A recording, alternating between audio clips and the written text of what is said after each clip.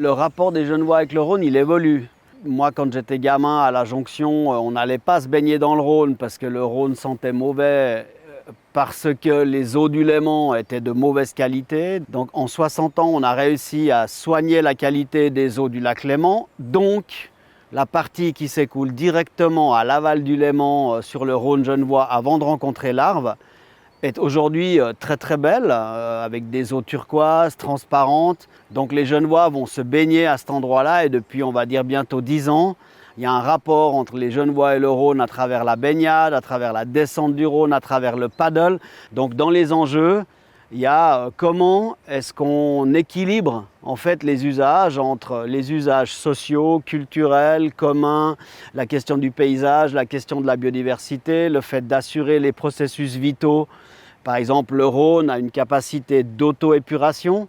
Juste en dessus de nous, là, la station d'épuration d'Aïr rejette les eaux épurées de quasiment 600 000 personnes. On a un traitement contre les micropolluants, mais on n'a jamais une eau totalement pure qui sort d'une station d'épuration.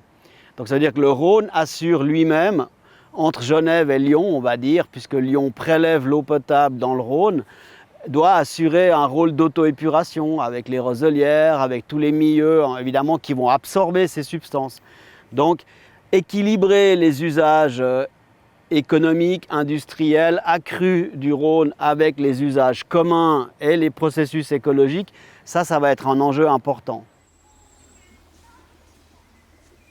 La Suisse, avec les montagnes, avec les glaciers, on a une responsabilité de délivrer en fait l'eau sur quasiment tout le continent européen. Mais c'est la même chose pour le Rhin, la même chose pour le Danube, la même chose pour le Pô. Si l'été, le Rhône diminue son débit parce qu'on a de plus en plus souvent des sécheresses et que on a moins de pluie qui alimente le fleuve, en Camargue, ils vont être tout au bout du système avec un tout petit robinet qui coule très doucement. Ils ne pourront plus prélever en fait autant d'eau que nécessaire pour produire le riz en Camargue. Est-ce que ça va poser des questions? C'est bien d'avoir son Rhône à soi, mais en fait, il faut se poser la question du Rhône valaisan, du Léman, du Rhône genevois, ensuite de ce qui va en direction de Lyon, de ce qu'apporte la Saône, par exemple. Donc il y a vraiment plein de connexions à faire pour que les gens appréhendent le bassin versant et pas seulement le petit fil bleu qu'on voit sur une carte qui s'appelle le Rhône pendant 812 km. Donc comprendre en quoi le Rhône est l'expression de tout le bassin versant. Est-ce que même nos productions agricoles, le vin par exemple, on a des cépages qui sont produits quasiment depuis Brigue jusqu'à la Camargue. Le savoir-faire des hommes le long du Rhône, ça va aussi être quelque chose qu'il faut qu'on apprenne à partager depuis le glacier jusqu'à la Camargue. Et pour le moment, on ne peut pas dire que les Hauts-Valaisans sont tout à fait en dialogue quotidien avec les gens de la Camargue. Ni Genève avec Lyon en permanence sur ces questions-là non plus. C'est important justement quand on commence à négocier entre les deux pays de se dire ouais, on a la même culture a priori. Est-ce qu'il y a une culture rhodanienne particulière? Ça, je pense, c'est un enjeu.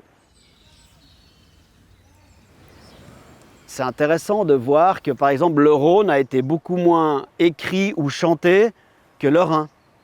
C'est-à-dire qu'il y a un imaginaire du Rhin dans les œuvres du 18e, du 19e, du 20e, qui est beaucoup plus fort, beaucoup plus, on va dire, productif que ce qu'on a fait pour le Rhône. Le Rhône, je ne sais pas si c'est un élément discret qui est au fin fond de notre paysage, qui va de soi, et puis on n'a pas trouvé le besoin de le chanter, on a surtout trouvé le besoin de l'utiliser.